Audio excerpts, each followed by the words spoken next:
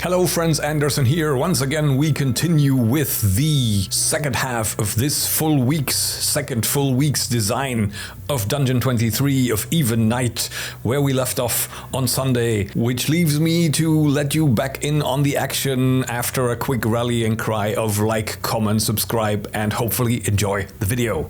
Okay, so I didn't know there could be like reanimated corpses on this table, but we just rolled one, and I guess that makes sense that maybe Oren left behind another watcher here, perhaps also kind of a put in place like a reanimated corpse reading an eternal litany for his deceased sibling at certain periodic intervals. That could be nice, atmospheric, and creepy. So let's figure out our dungeon die. And one final discovery that can be made here is a piece of hard to obtain treasure, as it is a weapon, an ornate sword hanging off the side of this rigid reanimated corpse. And I think that kind of puts me in mind of making this an encounter, and it's one white with ornate magical sword. Roll random properties.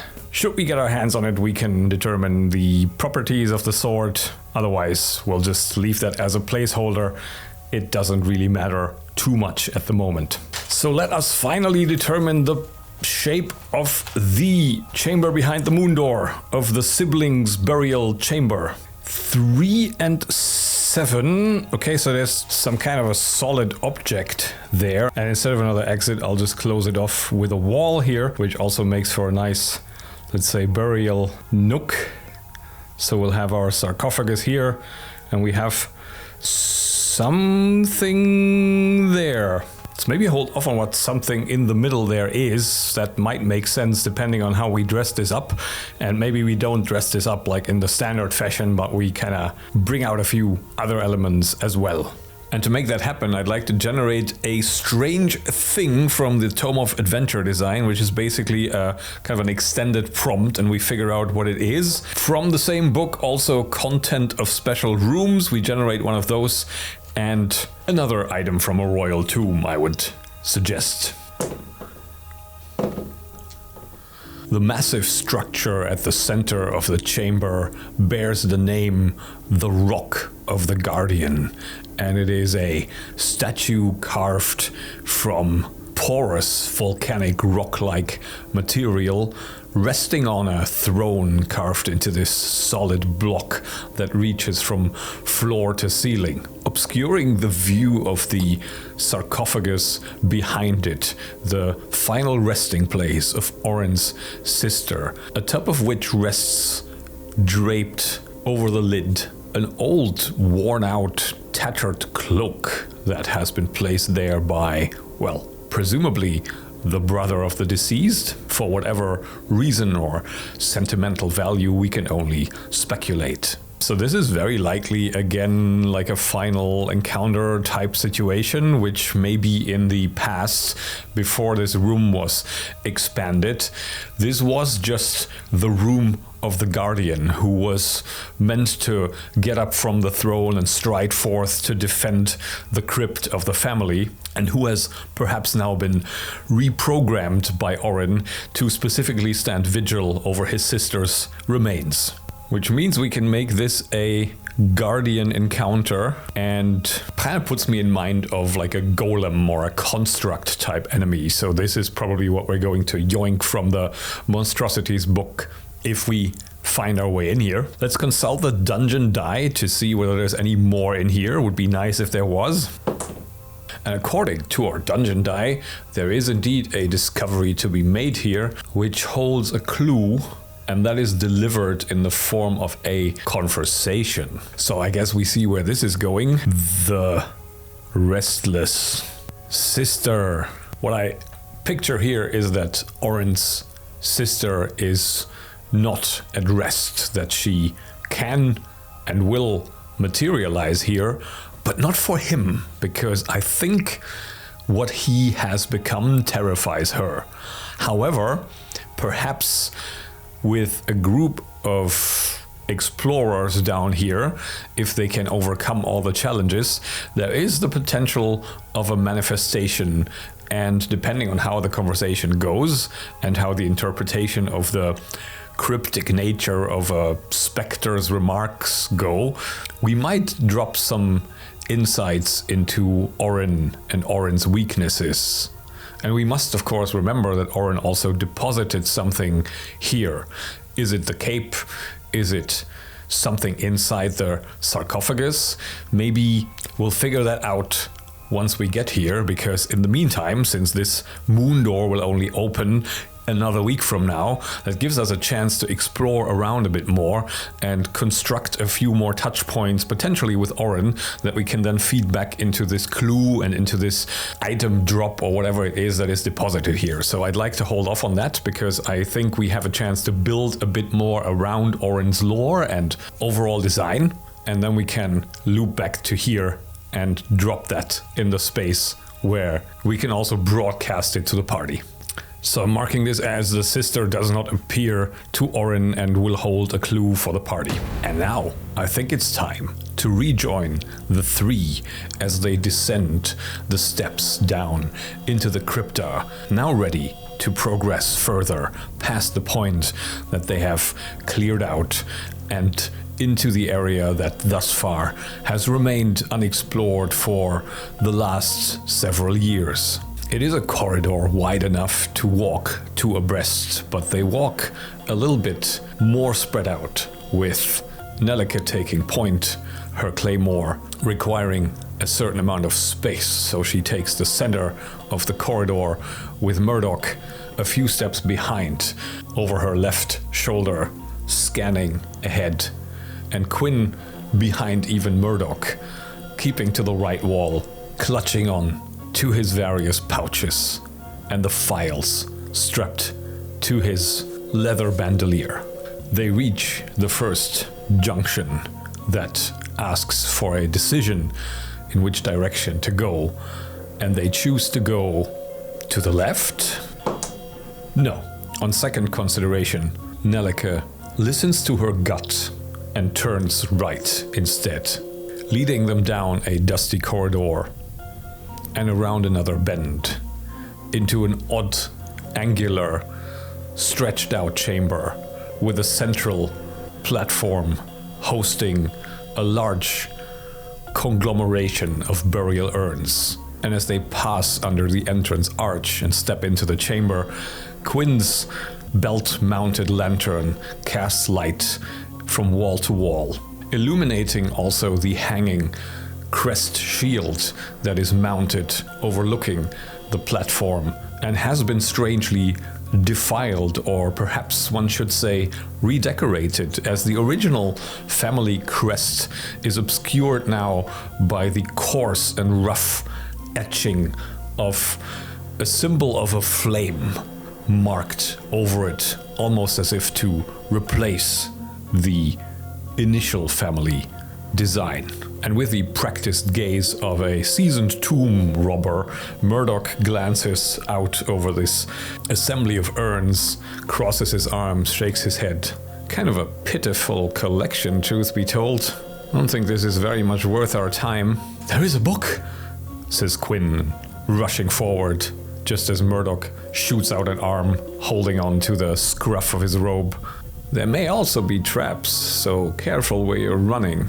And the wizard now more circumspectly approaches the lectern with the genealogy records and immediately sinks into the mode of forgetting time and space around him as he leaves through the dusty pages and carefully lifts them up so as not to crumble them, while Nellike walks around the outside of the chamber, taking a tour of the walls and looking for anything out of the ordinary, naturally also coming across this wall-mounted idol with its two eye-catching blue stones set in. Not entirely poor, but not what we're here for. And Murdoch approaches and looks at the stones. Do either of them notice anything? Intelligence check. Nelleke is already turning away from the idol and walking towards the platform holding the urns to give them a closer look as Murdoch stares at the idol more intently, bends forward and taps the two stones. One of them's loose, and he takes out his thieves' tools and blows a little bit of white dust on the eye socket, which makes scratch marks, fine scratch marks, stand out. And the nature of the marks gives him a clue as to which direction to turn this stone, and the experience he also has with this kind of device at least gives him a chance to work out that he would perhaps be well advised to turn it more than once. So he gets an intelligence check with advantage. And on the ensuing click and the scratching of stone on stone as a segment of the wall first recedes and then slides to the left, both Nelleke and even Quinn look up, turn around, and stare at Murdoch, who takes a little bow. And stepping into the dusty chamber beyond, the purpose seems quite clear, as this chamber holds nothing but a single rough wooden lever. Currently pointing up, it can only be pulled down. "Don't touch that thing," says Nelleke. Let me make a wisdom check for Murdoch. And Murdoch for the moment seems to agree, looking down pensively at the ground where, unlike the outside, which seems to have occasionally been cared for over the years, in here there is a thick layer of grime and dust which reveals a trodden path through it, indicating that this lever has been manipulated fairly regularly. For now, let's be cautious, but I have a feeling this might be of some use yet. And they leave it, and after some more looking around here, they withdraw down the corridor, take a turn, and walk up onto this staircase descending down with its alcoves lined with suits of decorative armor that appear quite menacing in the dancing light of Quinn's lantern that barely reaches the first pair of them. And immediately upon seeing this descent and the way this is laid out, something inside Murdoch makes him hold up a hand, put the other on the shoulder of Nelleke. "Don't quite go down yet." And he crouches down and examines the step. "Get that light a little bit closer, wizard." And Quinn approaches, bends down, and Murdoch takes his canteen and upends a little bit of water onto the stair, pushing it towards where the step meets the drop. And in the light of Quinn's lantern, ever so slowly, the trickle of water disappears. "Not the most subtle arrangement by and large, I find," says Murdoch, "but not bad for a backwater like this." "What are you on about?" And Quinn seems to have put two and two together and nods enthusiastically. The lever, right?"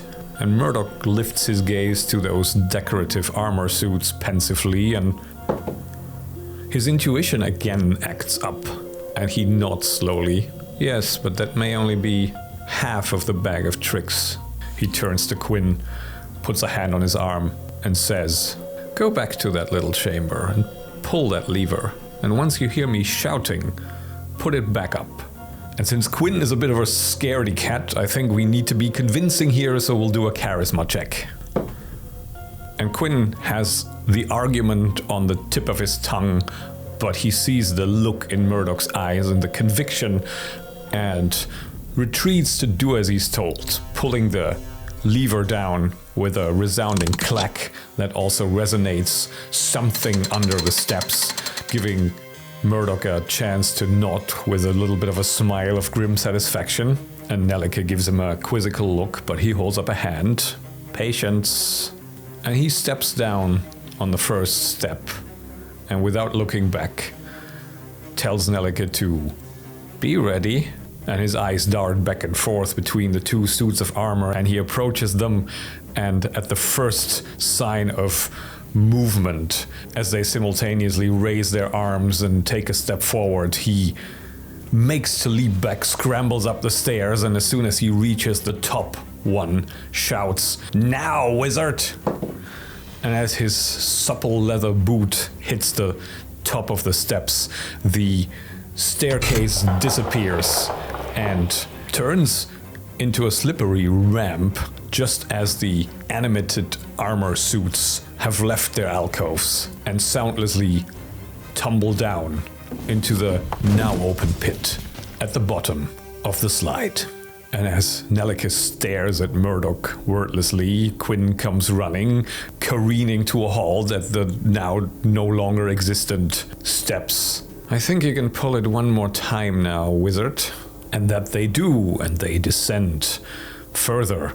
Once the steps have been restored, they make their way into this next adjacent chamber with its own pit, with its burial mound, and the tales of exploits of the soldiers laid to rest. And while they take the time to study and search for more hidden cracks, more secret rooms, they before long proceed down the next flight of stairs. Naturally, rather cautiously, and after a lot of elaborate making sure that those steps won't also fold under their feet. And as they reach the foot of the steps, the light ever so subtly changes, because even now, even on this night of merely a quarter moon, there is some residual illumination falling through the moon shaft that is part of the moon door's mechanism.